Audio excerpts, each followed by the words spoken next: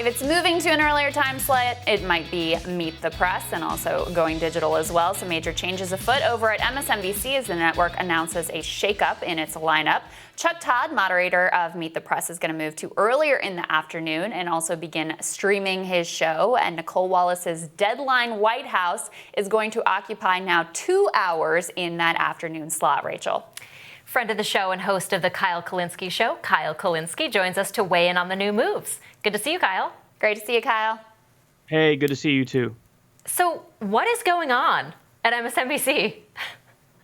I don't know. I mean, the fact that Nicole Wallace is being effectively promoted here, I think that tells me a little bit about the direction that they're heading in, because for the longest time, MSNBC, they had the whole lean forward slogan, and it was supposed to be like, we're the left answer to Fox News. And then, there's an argument that they were never that, but now they're moving more and more in a direction of just any kind of anti-Trumpism will do.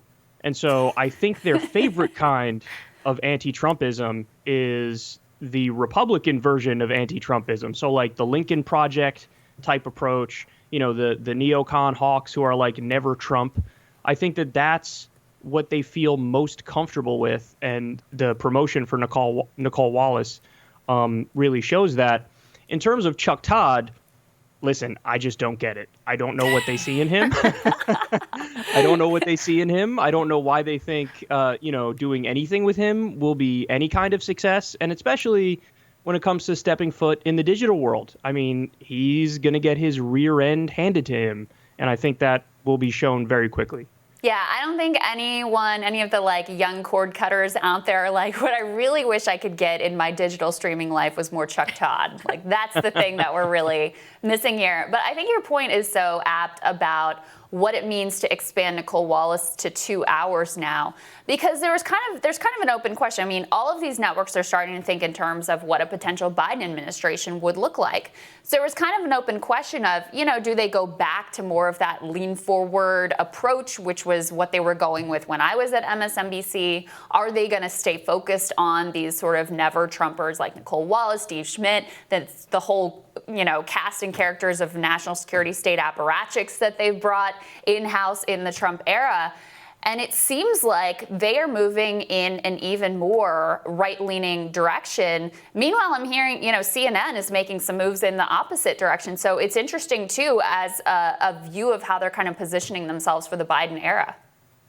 Yeah, I mean, the one thing that really strikes me about what's happening now is that there's one group that is chronically underrepresented, and that's the Bernie left. I mean, you would think that, this group, which effectively got 40% in the primary and really makes up the overwhelming majority when you look at the opinion polls on the issues, you would think that there would at least be some sort of attempt to put a veneer of seriousness in representing that ideology and that movement, but really they avoid it like the plague. And I think the main reason why they do avoid it is because it actually is a power-threatening ideology.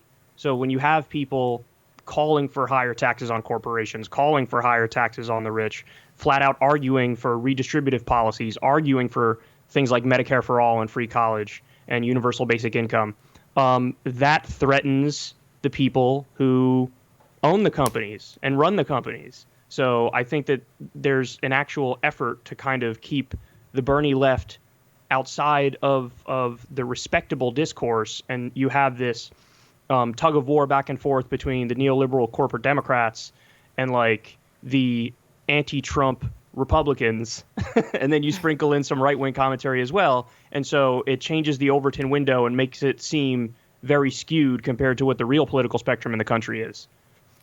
So Kyle, to drill down on that a little bit more, kind of what does this mean for the future of MSNBC? Because they're obviously struggling to find their identity. And right now their identity seems to be, well, we're going to represent a Biden administration with a bunch of Republicans that hate Trump. And so how are they supposed to be kind of representing the left, which is not monolithic by any means? How does that play out in the next 6 months? I mean, where are they going to go as a network? Do you think Nicole Wallace is sort of a sustainable fixture of that? Well, yes and no. No from a rating sense. Yes, from the sense that if you're one of these legacy outlets, you don't really need to have an identity because you're just completely and utterly propped up. I always, by corporate money, by big money. I always found it interesting and kind of ironic that when you look at the new media landscape, out here it really is a free market where like you have to be selling something, representing something that touches on something real and can get eyeballs on you to make it. So in a weird way, the new media people are really in the free market, whereas all the old media people, they're kind of like charity cases, because as long as you get through the different layers of filtration where you get the blessings from the higher ups, well, then you get on air and they could overlook the fact that you have terrible ratings because Pfizer's still, advertising anyway. So whether it's Chuck Todd, he's such a great example, or Wolf Blitzer. I hate to throw Wolf Blitzer under the bus, but the guy's never said an interesting thing in his life. And but I mean, that's why he's in the position he's in. He's not going to rock the boat. They know he's not going to rock the boat. He's safe, and it doesn't really bother them that he doesn't get great ratings. I love how we've just resigned ourselves that CNN and MSNBC will always be behind Fox News, as if that's like written in the laws of nature. And it's like, well, no, you guys just hire terrible people who do a terrible job, but you're fine with that because it's not really about the views. It's not about the views. It's about let's keep running the Pfizer ads. Is putting Chuck Todd into digital this like way of MSNBC trying to capture this like young, authentic marketplace, like Chuck Todd on TikTok is going to be like the future? Like, or is that going to be a 5-minute episode of just disaster?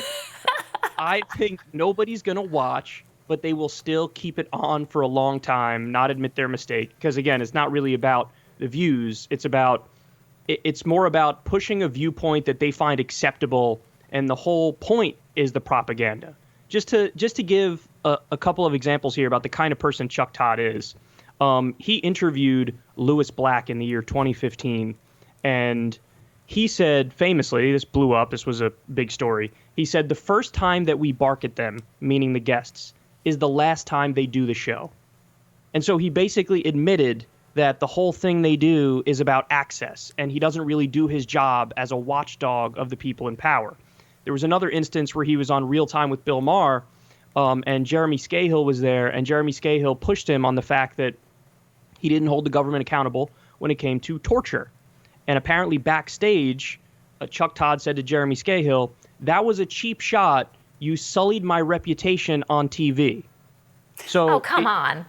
It's not about, hey, maybe you should hold the government accountable when they do something illegal and unconstitutional like torture. It's about how dare you make me look bad for playing patty cakes with them and going soft on them. And this is the exact kind of person that's going to get the promotion at MSNBC or NBC. And, I welcome the fight in terms of ratings because I could beat him with half my brain tied behind my back. Well, as you point out, they're not even in that game. But I mean, here's the problem, Kyle, and it's the last question to you. Is that they're incredibly influential. I mean, in the Democratic primary, they basically are the reason that Joe Biden is the nominee. They were like a wing and arm of his campaign. And so when Nicole Wallace and all these people, Steve Schmidt and all of them lined up and basically were like, this is the guy and you got to vote for Joe, otherwise you're going to get 4 more years of Trump, a whole lot of Democrats fell in line and backed Joe Biden. So as you look forward to a Biden administration, Nicole Wallace has been one of the most sycophantic people on there in terms of her treatment of Joe Biden. Is that just going to continue in a Biden administration? Or if he were to actually propose something, in a fantasy future that's probably not going to happen, that might actually be decent, like the Buy American order that he put out recently was decent for working class Americans, are they suddenly going to go back to their right-wing Bush-era Republican roots and oppose him on those things? Anything good that Biden might do, they will oppose. But the bad stuff that he's definitely going to do, they will cheerlead. They'll love all that stuff. Yeah. Yes. And I think that you made a good point about how actually at the last minute they were very influential in the primary.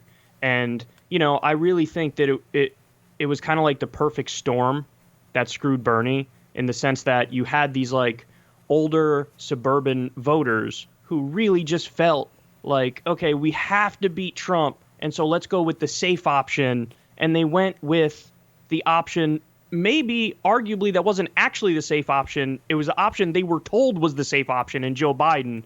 And so you had this perfect storm to kind of destroy a real insurgent populist left movement. And you're right that, the media did play a large role in bringing that about, if not the primary role in bringing that about. So, we joke and we have fun, and I will continue to make fun of Wolf Blitzer and Chuck Todd.